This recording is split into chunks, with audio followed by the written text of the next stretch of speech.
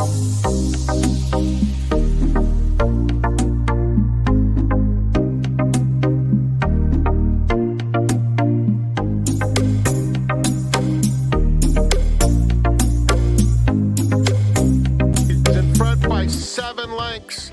putting on a show, Juan Hernandez looks back and he realizes this is lights out. Nooney won it right out of the gate. And here she comes through the stretch. Welcome to the racing world, Nooney. She wins by 10 lengths in a gallop. She reached the top of the stretch and complexion. Has done it easily in complexion. Now kicks away, is now back up by 2. Continue to chase his Silver Circle, but is still complexion holding him off with a furlong left to go. Complexion is just drawing away, doing it all on her own. This is a beautiful debut. Complexion wins it well. Ravenite, but Mentee hugs the rail and starts to kick away, and Mentee is now sprinting clear, is up by 5 widening lengths. It's Mentee who's in front. Colloquial is making up some ground to the inside here of Magical Betty, but still a lot of ground to make up on Mentee, who has a 16th left to go. Colloquial is giving a nice run. Mentee is not there yet. Colloquial is almost there, tight at the line. Up front, it's GABALDON giving all the speed on the top end. Governor Sam right alongside. They drilled a quarter, 21-3. They have 3 on Encanto, who tries to rally from there. Garden of War on the outside. Reach for the rose at the rail. There's an 1/8 of a mile to go. It's Haramiel and GABALDON in front by 2, but his strides are shortening. Encanto starts to surge. In between horses, Reach for the rose outside. Bright Skittle. GABALDON needs the wire, and he finds it. It's GABALDON to win it. All right, welcome back, everybody, to the Future Stars Forecast 2024, back in action. And we already have some 2-year-olds putting in some amazing performances. What did you see there? Well, you saw Nooney, $1.8 million purchase, trained by Bob Baffert, owned by Zaydan Stables, daughter Win from the family of Pretty Discreet. That was an incredible 9.5 length score there. She looked every penny worth that $1.8 million. Then we saw Complexion. That's another filly who put forth just a standout debut performance. Daughter of Complexity is a half sister to multiple Grade 1 winner Jack Christopher. She scored by 6.5 lengths there at Belmont at the Big A for Danny Gargan. And under Johnny Velasquez, who was also aboard, Mentee. That is the full brother to our Breeders' Cup Juvenile and Eclipse champion 2-year-old Fierceness. And yeah, he did get his nose up there on the wire. That was such a close photo. Real exciting race. Put in a track record performance, in fact, there on debut. And of course, we also saw GABALDON. He won the Royal Palm Juvenile at first asking, and in so doing, he also won a trip to Royal Ascot. This has been a really cool partnership between First Racing and Royal Ascot, second year in action, and we saw success straight from the gate, because last year's Royal Palm Juvenile Fillies winner, Crimson Advocate, well, she got her ticket stamped to Royal Ascot, and she won the Group 2 Queen Mary Stakes. So can GABALDON do the same, get that international stakes double? Let's find out. Let's talk to his trainer straight from across the pond there in England, Jose D'Angelo. Hey, Jose. Hey, Ren. Thank you for the interview. Oh my. Well, thank you for joining me. I'm so excited. And in fact, I mean, you were there at the races today. What's this experience been like for you so far? You know, it's amazing. Being here in person, is the vibes here is different. It's so patient here. Like everybody loved this week here. The people come from all the world to run the horses here. Some trainers fly the horses the day of the race. So, it's very excited for me to stay here. Travel with a 2-year-old is sometimes not easy, but the horse, GABALDON, he's helping to make everything easier. All is good now. Well, it's great. Now, when we're looking at the Royal Palm Juvenile, were you entering him with it in mind that you knew that you could get this qualifier for Royal Ascot specifically, or was it just by virtue of it being a stakes race? No, I was pretty sure that I was very confident on him, because we bought the horse at the sale for $9,000. That's crazy. Yes, but the original plan was run the Stallion Series, like Ben Tornado last year. So the horse started training very, very well. He never, make a fast time, but always show class and talent since the day one. So I started to put with babies like I used to do, and the horse looks better than everybody. Okay. So I say, okay, I'm gonna put now with an old horse because he's beating all the babies. He beat also the old horse working without time. So he was ready to run, and I entered the horse on a regular race. But I say, hey, Jose, the horse is really good. So why you gonna run the horse on a maiden race if you really like the horse? So I said, let me see where is the first stake, and the first stake come on grass. So I worked the horse on grass, and the horse workout was amazing. So I said to him, hey, change plans. We're gonna run here, and we're gonna go to Ascot with him because he's going to win. Okay, Jose, word the horse. We were the horse. He was amazing. We entered the horse, and he won the race. And I was pretty sure that he was going to win this day. Oh my gosh. Well, we're going to get more into him in a minute. Before we do get into the horse, let's get into the man. Your family has been so involved in horse racing. You've had so much success already. I mean, top trainer in Venezuela. You won everything you could win there, right? Yes, no, I came from a horseman family. My grandfather was, they have a magazine over there, the Guia Hípica, like the DRF here, you know. My uncle, he do the actions over there, and my father trainer over there.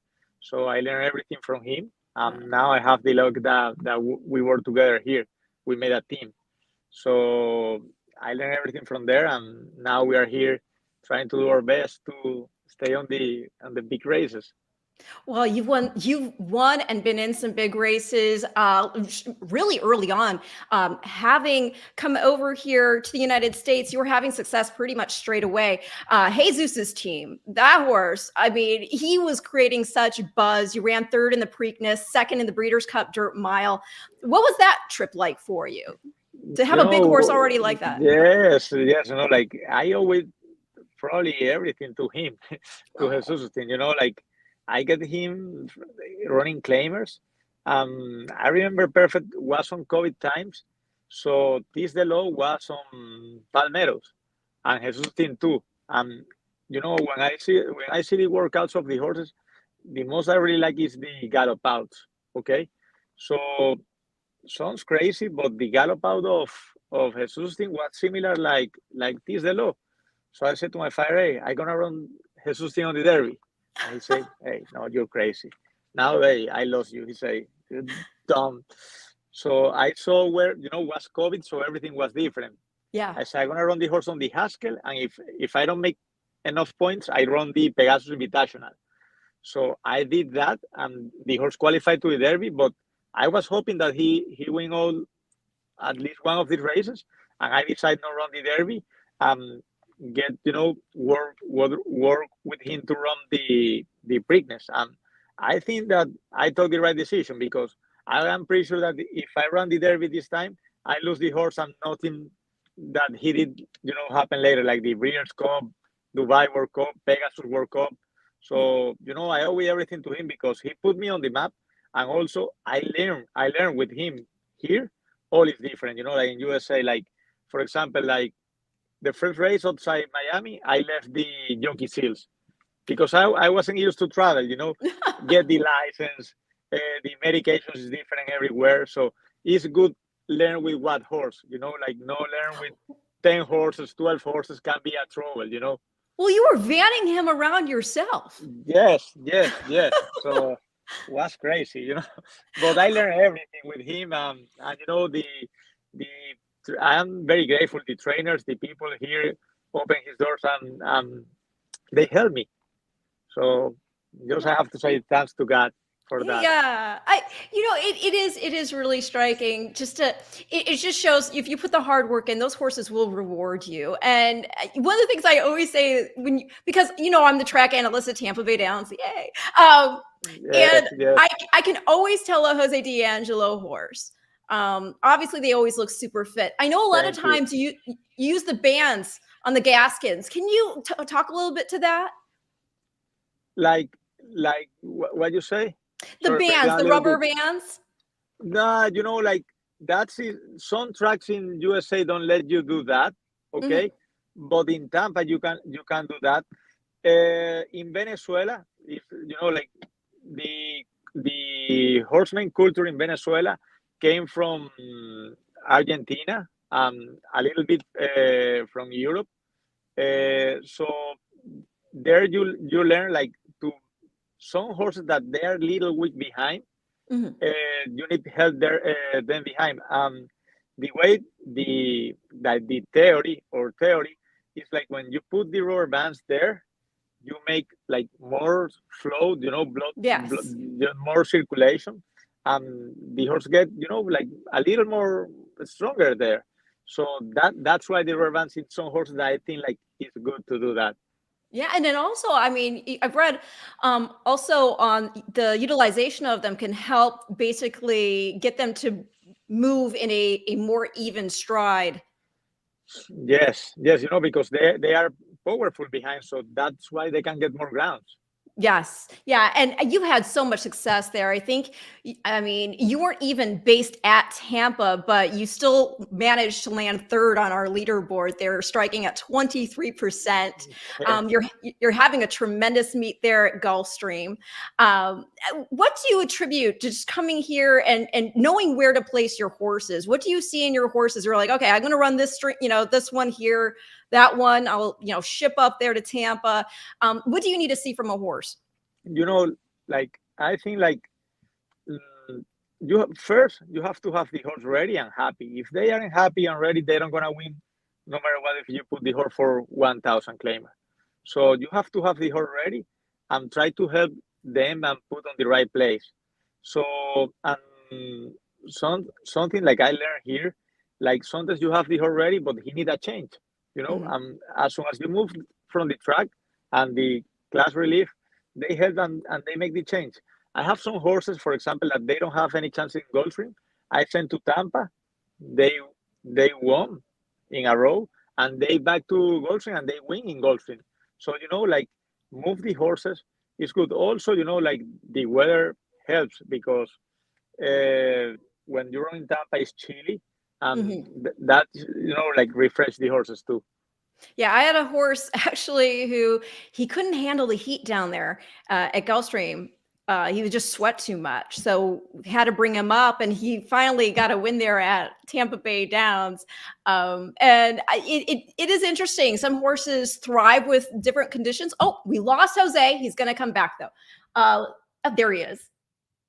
Let's see. There you are. Now, yes. No worries.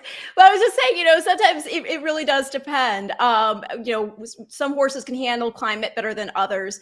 But I'll also say, I actually had texted you about this. So you had a horse running at Tampa, and I had picked him on top, and I didn't even have a wager on him that day.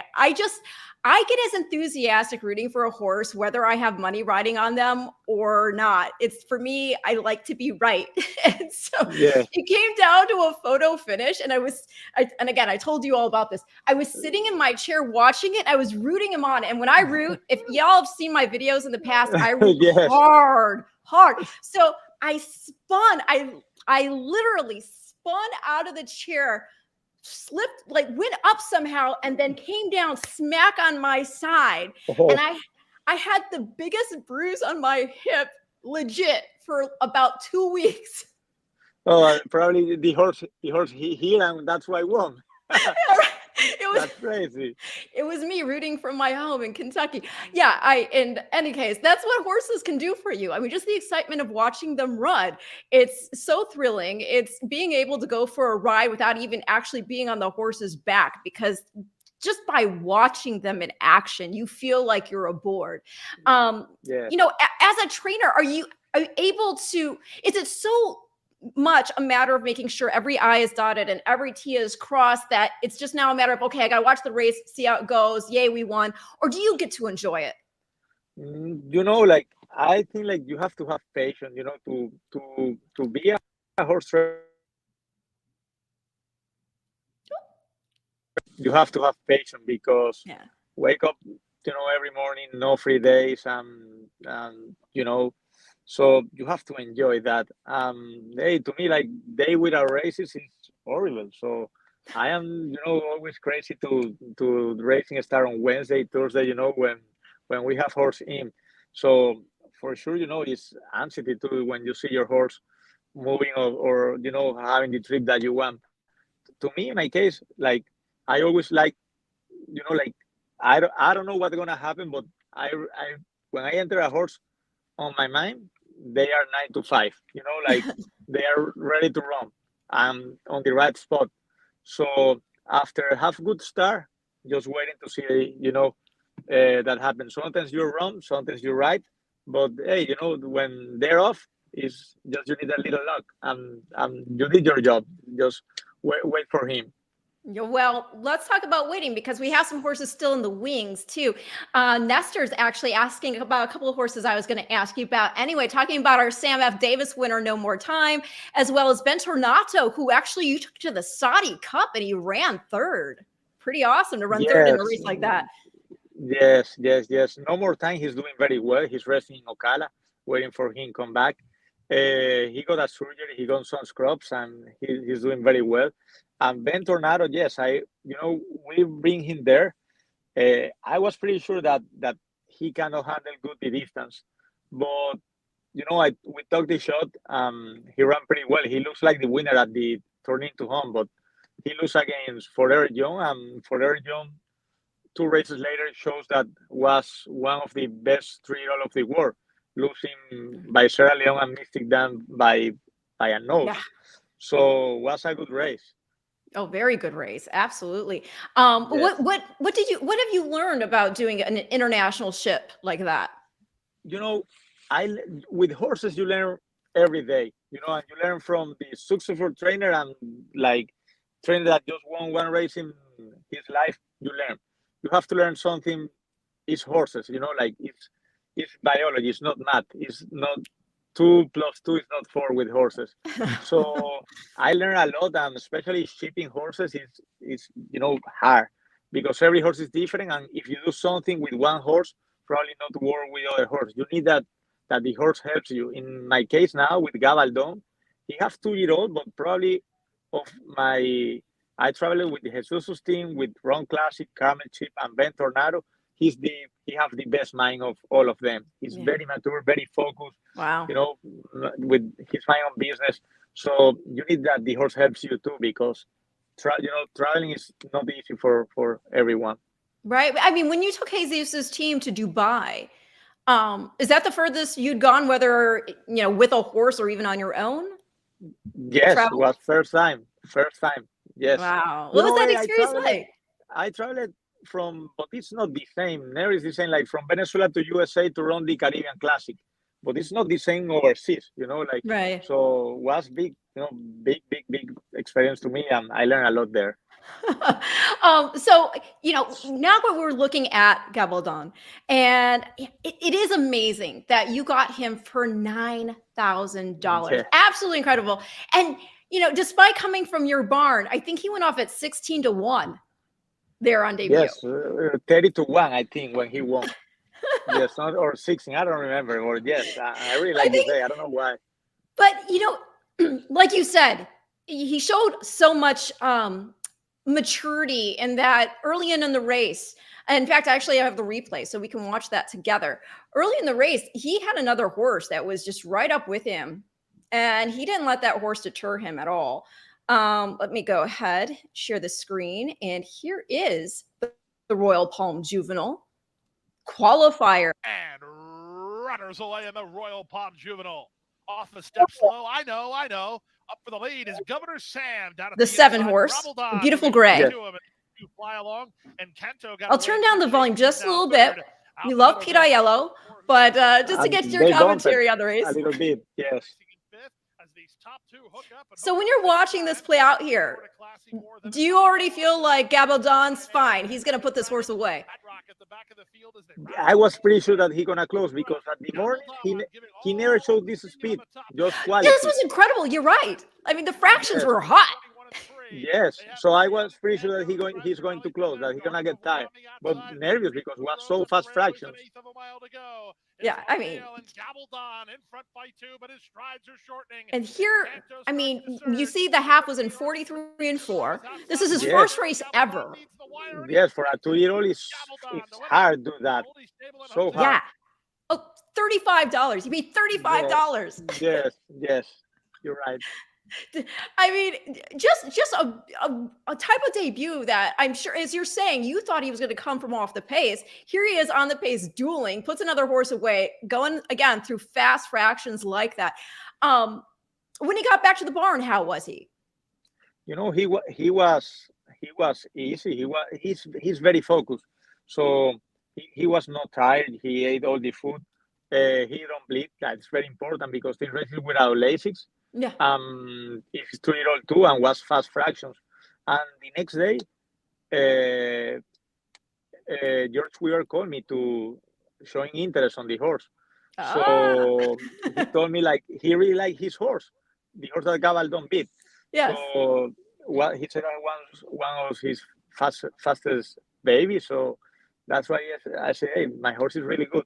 So they try to make some offers, but you know the horse they get some exams that the horse not pass, and that's why we are still owning him.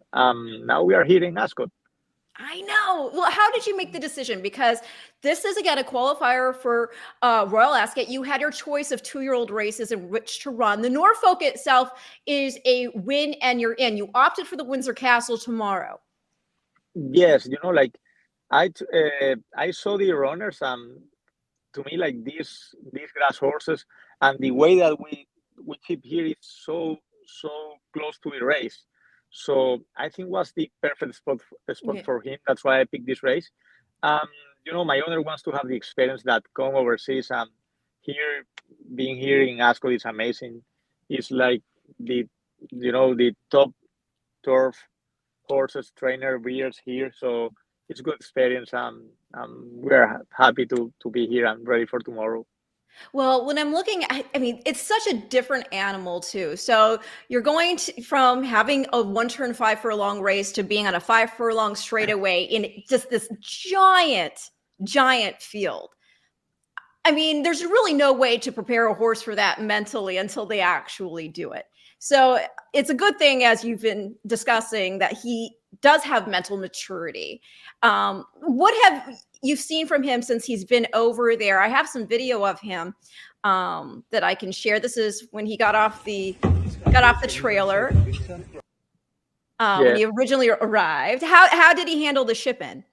You know, he handled the ship very well. Here is the way to train is different. That was I was very confused the first day, you know, like because you have a small polytrack track, you have some courses of grass.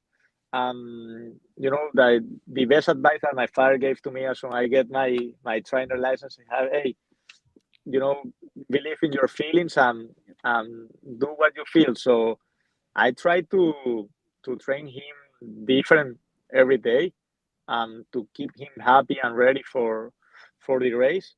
Also, I get some advices from George Weaver and the people here that was on national stud. But the most important is like it's 5 furlongs, but it's not 5 furlongs because it's 3 furlongs like in down and 4 furlongs and 2 furlongs on a hill. So you have to be ready for the last 4 furlongs because it's gonna be harder than 4 furlongs in Gulfstream or America, like this a flat track. Yeah. So I think we have to have good start. Don't use too much him and wait to make the move on the last 2 furlongs. You know, everybody thinks like he have to get the lead because he show fast fractions, but I feel like he make fast fractions because he was on the rail and the other horse was bumping. He don't have option to hold and go wide. So if we repeat that he did at the mornings, we're gonna be fine tomorrow. Well, in the mornings, Jesus Mangual has been his exercise rider. Yes. And what has he been telling you? He feels the horse amazing. Like he handled everything good. Here is different because you walk so much with the horse, and that the horse likes that too. So everything was in good order with him and Jesus. And you've brought Amicia Jaramillo along for the ride to continue the ride. Yes, And he's such a strong finisher. Um, yes, so he's ridden internationally before, but has he been to Ascot? I don't believe so. yes. He arrived yesterday, and he's very good rider from the gate, and Yeah. he knows the horse very well. So I think it's good tomorrow. Like the people here say that you have to walk the track and feel the grounds to see where is soft and where is hard the grass. But we say we came from Venezuela and from Miami, so not too much to try over there. So the people here helps to us a lot, and we're gonna do that tomorrow and see how is this track and everything, because it's weird that they break 14 horse left side and 14 horse right side, but everybody finish like on the middle. So Yeah. you have to see race. Thank God this is the last race, so we can make statistics and see where is better close. Well, with Amicio, as you mentioned, Venezuela, he also, is from there. Do you have overlap of when you were training and he was riding? Did he ride for you there at all? Yes, I won some races with him in Venezuela, but he moved before me. No, I mean, Yes, it's got to feel cool, right? To now you're yes. on this international trek together. Yes, and for Venezuela here, it's amazing to be here. Never imagine stay here. Well, everybody, by the way, this is a live show right now as of June 18th. It's going to be recorded later. If people do miss it, they can go and watch it later on YouTube, Facebook. It'll also be on X. But we do have questions while we're running live. And Nestor has another question for you. He says, Jose, the Not This Time colt you bought OBS in March, 1.5 million. What is his name and when is he expected to run? He's not named yet, but he's doing very, very well. They send the horse to the farm after the sale. He has just one workout before the range, no last week, and was excellent. So we are planning to work him again on this Saturday. He's doing excellent. Big boy, strong, and doing good. Well, that's awesome. And again, though, it just kind of puts the exclamation mark on the fact that here you're talking about a $1.5 million colt, and you're there at Royal Ascot with a horse that costs $9,000. What was it about GABALDON that you thought, hey, I don't care that nobody else is putting down bids. I'm going to get this one. Yes, I have a theory, and I tried when the horse don't know how much they worth, who is his sire and who is his mother. So when I train, when I go to a sale, I try to don't see the paper, okay, and just see the horse. And it's the only way to, because you are buying the horse, you aren't buying the paper. So sometimes you see the paper and you see a horse that you like, related or desire, and you try to like the horse because you like the paper, and that's a mistake. Or so I try just to see the horse and buy the horse, not what they say. I try to understand them. Sometimes you have a horse that the sire and the mare run grass and they want to run there. So That's true. that's why when I go to the sale, I try to don't see the paper. But the Soviet action are different because you see not the horse, you see the action of the horse on the track. So you are buying the talent. So when we bought GABALDON was the horse. When we bought the Not This Time was the talent. He went in 9-4, and so fast and made fall by Not This Time that he's doing excellent. We had no more time almost on the Derby. That's the difference of the self here. And that's my theory and my philosophy when I try to buy a horse. Is at yearling, I try to see the horse. When it's obvious, you see first the horse and the workout, and later the horse and the paper. Well, I am the petty geek, so I can't resist looking at the paper. And so I looked at GABALDON, and as everybody knows, he's a son of Gone Astray, and he's out of a Value Plus mare. But if you go down that female line, he is a direct descendant in the tail female line of a horse who's pretty famous over there. And I'm talking about Toboggan. And she was super talented as a juvenile. Some of you may know this already. We're going back to the 1920s, but I mean, she won the Dewhurst Stakes. She was just a super tremendous influence also as a broodmare. But yeah, the Dewhurst, the Epsom Oaks, the Coronation Stakes, the Jockey Club Stakes. She's also the grand dam of Citation. And she's also a part of the family. It's 3L. This is also the family of AP Indy. So it's just a really cool storyline, I think, that here you have this horse, again, cost $9,000, but you can trace him right on back to a mare of that caliber yeah. So I think, why not? Why doesn't he belong there at Royal Ascot? Yes, no, right? I see. I think I have to show these videos to him tonight to see what he have to do tomorrow, where he belongs.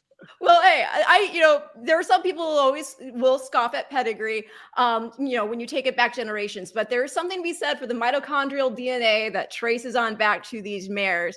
This is why I don't know, when you do look at stuff, do you pay close attention to dosage or Tomlinson's? I don't do that myself because that's so dependent on what the stallions do. You're losing a tremendous amount of information that the mare brings to the equation.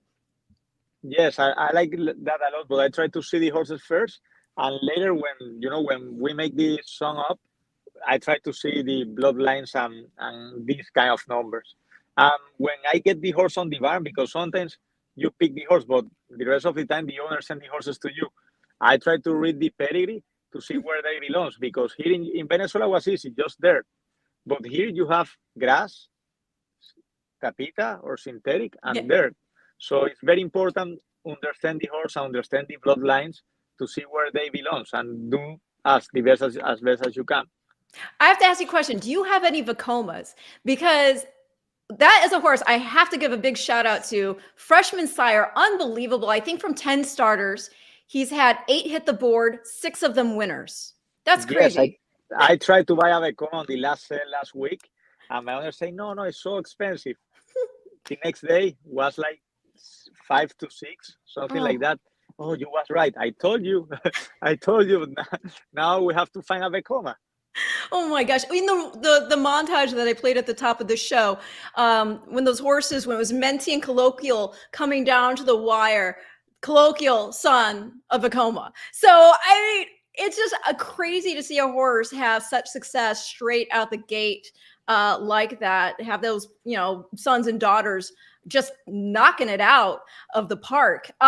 What are you most excited for following Royal Ascot, of course, this whole adventure across the pond when you get back home? What are some of the key races you're targeting? I have some plans with some horses, with Twirling Queen going to Saratoga. Nice. I won a race with a horse named Urban Legend, like he's doing pretty well. We are pointing to other ones to try to go to some stakes too. Also, Ben Tornado is coming back from he got a splint after Saudi, but the most that I really like is like the 2-year-old that they are working now. I'm prepping some of them to Saratoga. So, where the babies is like your hope to go to the big races like this year with no more time. So that's, that's like my motivation every morning. Like, I love all my horses, but the babies is like the future. So I like that, I can't wait to back and see of them working on Saturday. Well, it's fun. It's like you're opening that gift that's been sitting under the tree for weeks. So you want to see what's under the wrapping paper. Taking it back to GABALDON though, because the show is, featuring him. You were there at Royal Ascot today. Talk to us about the flavor. What your takeaways were in terms of what you were seeing race wise. Do you feel like you came out of there with any idea of, oh, well, I didn't think of this before, now I want to employ this? Yes. One thing is see these races on TV, and one thing is see the races on live. Is everything changed. So I think everything was perfect with him. I have a good ideas for tomorrow. Tomorrow is the last race, so Yeah. I have plenty time to see more races and see what we can do and we can improve. It's nothing else to do. Really, it's nothing else to do. Just we are in good hands. You know whatever good wants to do, and the horses. Just be lucky at the gate. Were you able to enjoy the races as a fan also, not just scoping out the lay of the land, but also maybe tipping a Pimm's Cup or something? Yes, like just enjoying the day, but also it's I have to work because the horse Yeah. is in new market, so he have to came here early, so we have to have all prep for him. Oh, I have this picture from your Instagram account. I snagged it like last minute. Here we go. Yeah, Check that out. You got your top that's hat. good. You got that That's top good. hat. Okay. I love it. Talk to us about the entourage you're there with, the ownership, the crew. Yes. My guys arrived early with the horse. The horse arrived 2 days ago. Thanks here to Sheikh Fahad and the guys here helped me a lot to learn how is everything because here is all is confused. Like I saddle the horse. That's what I learned in Saudi and Dubai, and it's like the same way. So today I enjoyed my day here at the races and see how is all the process for tomorrow. Yeah, we have some other US based connections out there. Of course, Wesley Ward, he has honorary American in your race, who's going to be ridden by Joel Rosario. And then there's also Eddie Keneally over there with Cheval de Guerre, who was purchased by Resolute Racing. And Oisin Murphy will be riding him in the race. Have you talked to any of them? I talked with Wesley yesterday at the cell. And I saw the horse of Eddie on Charlie Fellows where he's training. So all of them looks good, and just we have to root for the same team. Oh, I love that. Yeah. I love that. Of course, like Ryder finished first. So we have Exactly. to root for him. Exactly. We did have some win in your in action. I'll just pop this up real quickly. I've got as we had today the win in your winners at Royal Ascot. As you see that ticker going, we had the Queen Anne Victor Karen win, and that's it for the mile. And the King Charles III winner was Asfora for the turf sprint. So that was pretty cool. And we have for Wednesday, and I might actually take this off the ticker. So the Prince of Wales' Stakes, that's a win in your for the Longines Turf, and the Norfolk Stakes, Juvenile Turf Sprint. Y'all can watch it on Peacock and FanDuel. But yeah, I mean, it's got to feel amazing being there. The last question I'll ask you regarding the trip, were you jet lagged at all? Oh, it was horrible the first day. Yes, I fell asleep a little bit.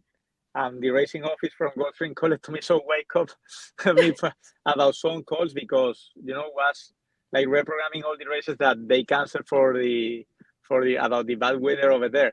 So yeah. I can't sleep nothing this night.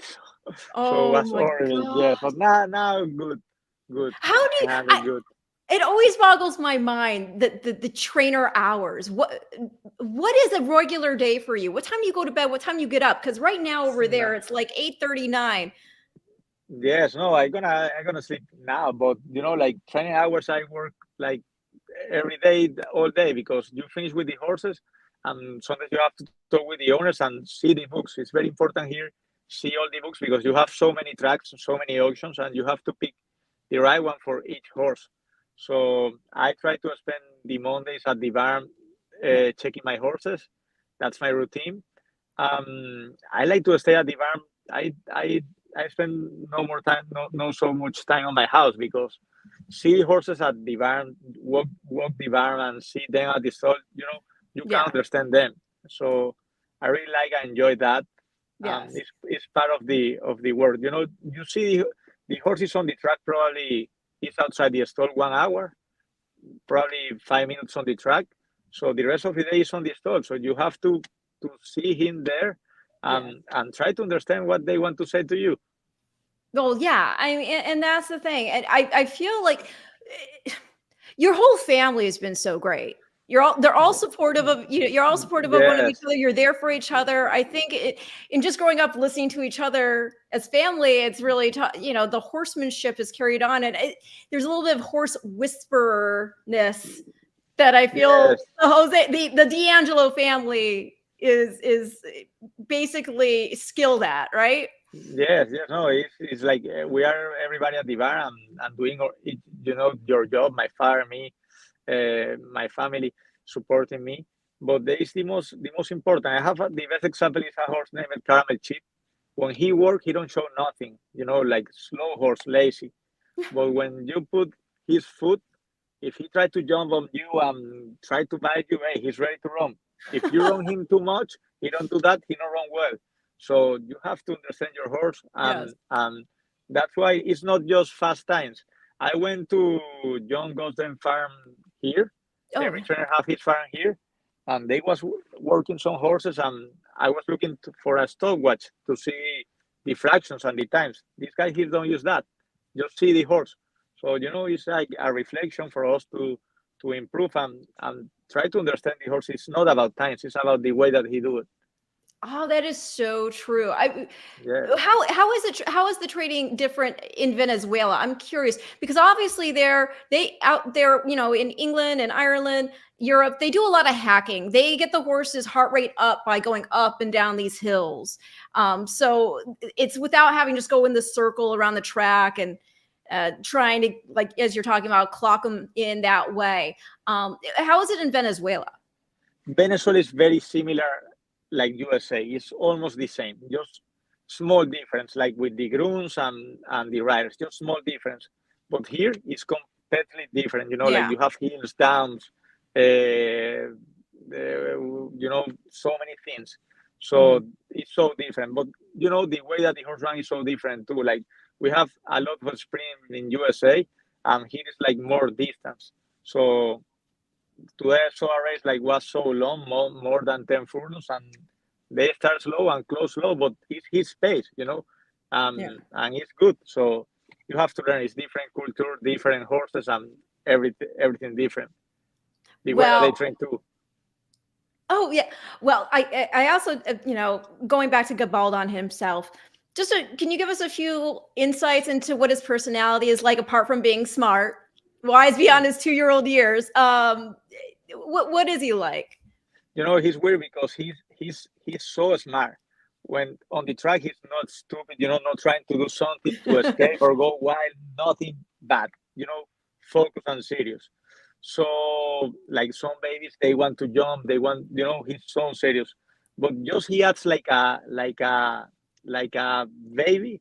Like on the fifth time later. Like if you go to 4 p.m., 5 p.m., he tried to jump on you and play with you and bite you and try sometimes kick you, but nothing. No, it's the only way on the day, and hey, we have to let him do that because it's his time. Oh my gosh, I love it. And how many horses do you have right now all together? We have 85 horses Wow. in training. Yes, thanks God this year we are getting better and better stock and good horses. That's you need because Yeah. you can be the best trainer of the world, but if you don't have the right horses, you cannot compete. Well, that's the thing. How do you manage that? I mean, do you have family working for you? Yes, no, me and my family work together, especially my father. Yeah. And he's I feel like he's the best I can have because I can move and go to Kentucky or Saratoga. We have good team, good assistant that they work all day so hard. It's that you have to have like the same results in all the tracks that you run, and that's we are looking and we are doing too also. So that's the more important now. The most Well, important now. you've been so generous with your time, and I'm going to start to get close to wrapping things up. In case anybody else wants to ask a question, No, feel free. This is your opportunity to ask. If you have a question for Jose regarding anything that has to do with Royal Ascot, training, and going to that profession, if you had any advice for somebody who wants to get into training horses, what would that be? yes, my advice is you have to have patience I don't have patience for nothing, just for the horses. So that's a good point. And you know, like you have to work hard the next day. If you win, work harder. If you lose, work harder. And don't change, you know, your theories and your where you believe. Try to do the same always, and work hard just every day. Don't never quit.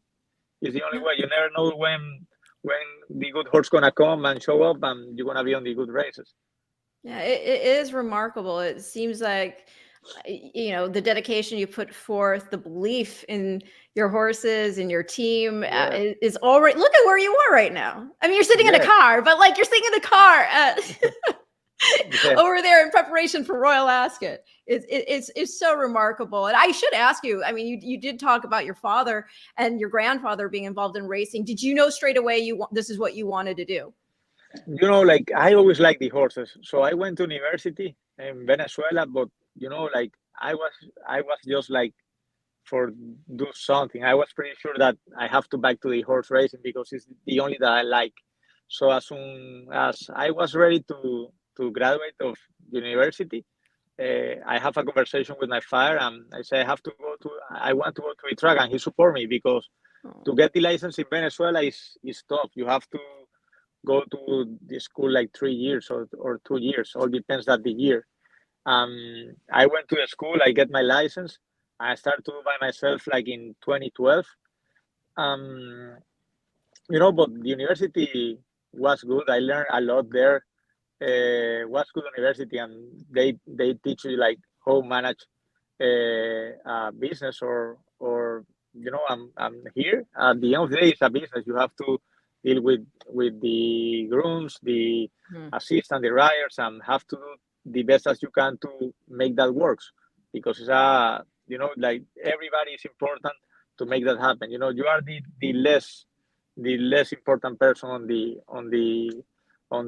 pyramid of the horse. First the horse, you know, the groom that spend his time with him and take care of him, and the way that they deal with the horse is important because they feel it's like if you have a dog, you know, the dog gonna be with the people that take care more of him. It's the same with horses. You know, you have to take care of the small details, make the big difference with them. Oh, it's so true. And they feed so much off the emotions of the humans around them. Yes, yes, they can feel. Yeah, absolutely. Well, I mean, it's surreal for me that to even imagine being in your position. I'm thrilled for you because I mean, you again, you had a plan, you attacked it, and now you're there. And it's just a thrill to watch. And I mean, as far as how tomorrow goes, you said it's the last race on the card, which is good because you get to see how those races are playing out. But also, is it kind of more nerve-wracking because you have to wait all day? Yes, for sure. But it's we don't have any option, you know. It's the only way. Wait. Oh my gosh! And where do you watch it from? I mean, I've never been, so I can't even imagine the whole layout. I know there's the royal enclosure, there's these different areas that they have set up. But as the trainer, where do you go? I want to say with the horse. Later, I'm gonna see the races. Probably we have a box on the royal enclosure, and we're gonna spend the day here, there waiting and looking the races. All right, Watching the races. And what is the walkover like in this instance? The what? To bring the horse to bring the horse in right ahead of the race. We have to bring the horse from Newmarket to Ascot. The walk from the vans is like down over there, so it's not long walk. Yeah, that's it sounds like a lot to take on, but you've proven that you got it. Yes, no, we have all organized it. You've got it. And Nestor's also saying, good luck tomorrow with GABALDON. And of course, if you win, you got to come back on. Sure. You know, and by the way, everybody, the Norfolk is on Thursday. When I was, my banner was not correct when I put it together. I'm going to just pop this up again really quick. It's when I did the Windsor Castle. Oh, well, actually, I hit the wrong banner, but this is important too. Yes. You can win a VIP trip to BC24. You can enter for free at breederscup.com/contest, y'all. So you're going to want to check that out. But let me see here. This is the one I wanted to show. So yes, tomorrow we got the Prince of Wales's. That's for the Longines Turf. And do you have any turf horses who you might be pointing to the Breeders' Cup for the Longines Turf? I have Twirling Queen, but she's That's running right. That's short. right. Yes. Yes. All right. So take on the plan boys. this year. You're going to take on the boys. Let's see. All right. And then again, Thursday, the Norfolk Stakes for the Juvenile Turf Sprint, which, by the way, interesting enough, I got to give a fun fact for that. Big Evs, he actually didn't run in the Norfolk, which was a win and you're in for the Breeders' Cup last year. Big Evs ran in the Windsor Castle. And then, oh, wow. Yes. And then he later, of course, won our Breeders' Cup Juvenile Turf Sprint. So why not? Right? Oh, we have the plan ready. You got the plan. You got the plan. It's been a successful plan. You have to read. Exactly. Yes. And this is actually my mom. She meant to say thank you. You're amazing. I don't know what the TV part is. for you for sure. No, she's talking about you. Yeah. But again, thank you so much for your time. I hope you've already eaten. If not, it's late dinner for you. Get a good night's rest. Thank you, Randy. Yes. No, I don't need. I just need to sleep and wait for tomorrow this time. Well, we look forward to watching GABALDON tomorrow in the Windsor Castle Stakes. Thank you so much to my very, very special guest, Jose D'Angelo. Again, we're rooting for you, and hopefully we'll have you back on real soon to talk about a win. Sure. Thank you. Thank you, everybody. Tomorrow. Awesome. Thank you, everybody. This has been your Future Stars Forecast on a 2-year-old Tuesday. Check you back here next week.